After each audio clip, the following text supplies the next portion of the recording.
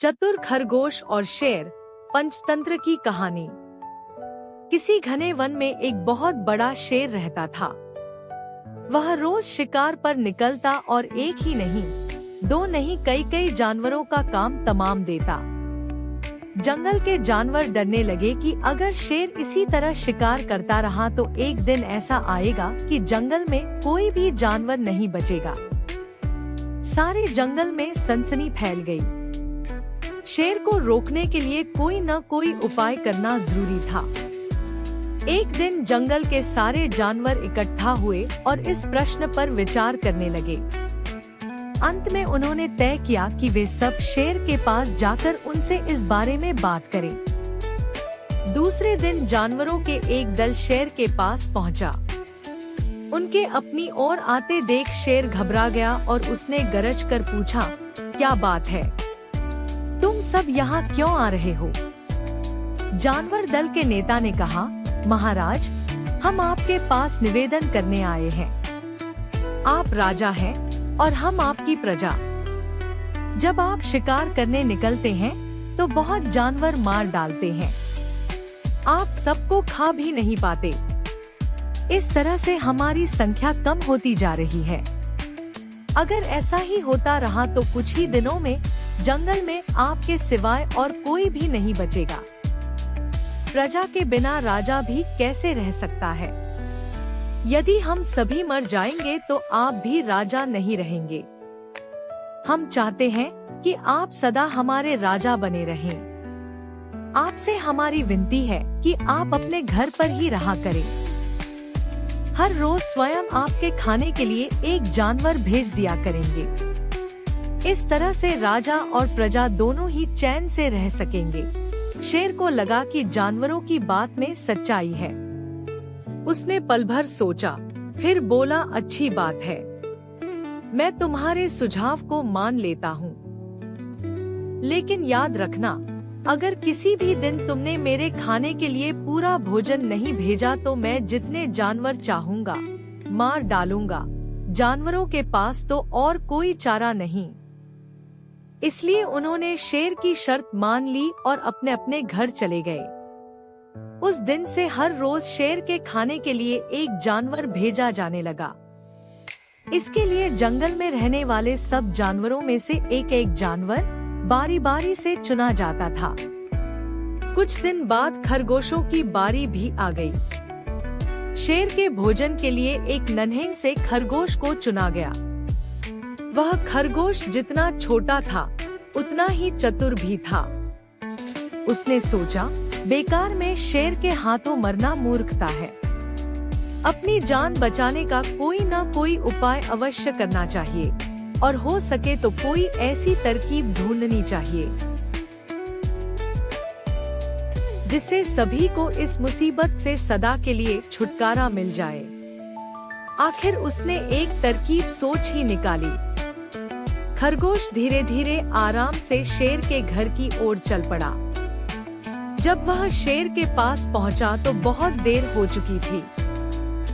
भूख के मारे शेर का बुरा हाल हो रहा था। जब उसने सिर्फ एक छोटे से खरगोश को अपनी ओर आते देखा तो गुस्से से बौखला उठा और गरज कर बोला, किसने तुम्हें भेजा है?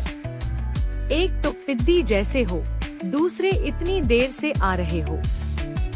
जिन बेवकूफों ने तुम्हें भेजा है मैं उन सबको ठीक करूंगा। एक एक का काम तमाम न किया तो मेरा नाम भी शेर नहीं। नन्हे खरगोश ने आदर से जमीन तक झुककर, महाराज, अगर आप कृपा करके मेरी बात सुन ले तो मुझे या और जानवरों को दोष नहीं देंगे। वे तो जानते थे कि एक छोटा सा खरगोश आपके भोजन के लिए पूरा नहीं पड़ेगा, इसलिए उन्होंने 6 खरगोश भेजे थे। लेकिन रास्ते में हमें एक और शेर मिल गया। उसने 5 खरगोशों को मारकर खा लिया। यह सुनते ही शेर दहाड़ कर बोला, क्या कहा?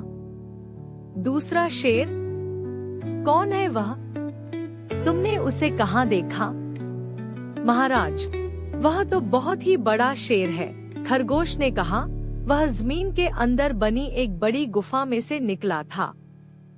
वह तो मुझे ही मारने जा रहा था। पर मैंने उससे कहा, सरकार, आपको पता नहीं कि आपने क्या अंधेर कर दिया है।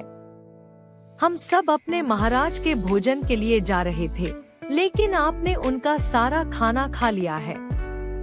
हमारे महाराज ऐसी बातें सहन नहीं करेंगे। वे जरूर ही यहाँ आकर आपको मार डालेंगे। इस पर उसने पूछा, कौन है तुम्हारा राजा? मैंने जवाब दिया, हमारा राजा जंगल का सबसे बड़ा शेर है। महाराज, मेरे ऐसा कहते ही वह गुस्से से लाल पीला होकर बोला, बेवकूफ, इस जंगल का राजा सिर्फ मैं हूँ। यहाँ सब जानवर मेरी प्रजा है। मैं उनके साथ जैसा चाहूँ वैसा कर सकता हूँ। जिस मूर्ख को तुम अपना राजा कहते हो, उस चोर को मेरे सामने हाजिर करो। मैं उसे बताऊंगा कि असली राजा कौन है। महाराज, इतना कहकर उस शेर ने आपको लिवाने के लिए मुझे यहाँ भेज दिया। खरगोश की बात सुनकर शेर को बड़ा गुस्सा आया और वह बार बार गर्जने लगा। उसकी भयानक गरज से सारा जंगल दहलने लगा। मुझे फौरन उस मूर्ख का पता बताओ, शेर ने दहाड़कर कहा। जब तक मैं उसे जान से न मार दूंगा, मुझे चैन नहीं मिलेगा। बहुत अच्छा महाराज, खरगोश ने कहा, मौत ही उस दुष्ट की सजा है। अगर मैं और बड़ा और मजबूत होता तो मैं खुद ही उसके टुकड़े टुकड़े कर देता। चलो, रास्ता दिखाओ, शेर ने कहा। फौरन बताओ किधर चलना है। इधर आइए महाराज, इधर। खरगोश रास्ता दिखाते हुआ शेर को एक कुएं के पास ले गया और बोला, महाराज, वह दुष्ट शेर जमीन के नीचे किले में रहता है। जरा सावधान रहिएगा। किले में छुपा दुश्मन खतरनाक होता है। मैं उससे निपट लूंगा। शेर ने कहा, तुम यह बताओ कि वह है कहाँ? पहले जब मैंने उसे देखा था तब तो वह यहीं बाहर खड़ा था। लगता है आपको आता देखकर वह किले में घुस गया। आइए मैं आपको दिखाता हूँ। खरगोश ने कुएं के नजदीक आकर शेर से अंदर झांकने के लिए कहा। शेर ने कुएं के अंदर झांका तो उसे कुएं के पानी में अपनी परछाई दिखाई दी। परछाई को देखकर शेर जोर से दहाड़ा। कुएं के अंदर से आती हुई अपने ही दहाड़ने की गूंज सुनकर उसने समझा कि दूसरा शेर भी दहाड़ रहा है। दुश्मन को तुरंत मार डालने के इरादे से वह फौरन कुएं में कूद पड़ा। कूदते ही पहले तो वह कुएं की दीवार से टकराया, फिर धड़ाम से पानी में गिरा और डूबकर मर गया। इस तरह चतुराई से शेर से छुट्टी पाकर नन्हा खरगोश घर लौटा। उसने जंगल के जानवरों को शेर के मारे जाने की कहानी सुनाई। दुश्मन के मारे जाने की खबर से सारे जंगल में खुशी फैल गई। जंगल के सभी जानवर खरगोश की जय जयकार करने लगे। सीख: घोर संकट की परिस्थितियों में भी हमें सूझबूझ और चतुराई से काम लेना चाहिए और आखिरी दम तक प्रयास करना चाहिए। सूझबूझ और चतुराई से काम लेकर हम भयंकर संकट से उबर सकते हैं और बड़े से बड़े शक्तिशाली शत्रु को भी पराजित कर सकते हैं। इस प्रकार की कथा, रोचक कहानियाँ और सुविचार सुनने के लिए कृपया आप अपने इस YouTube चैनल को लाइक, शेयर और सब्सक्राइब करें। धन्यवाद।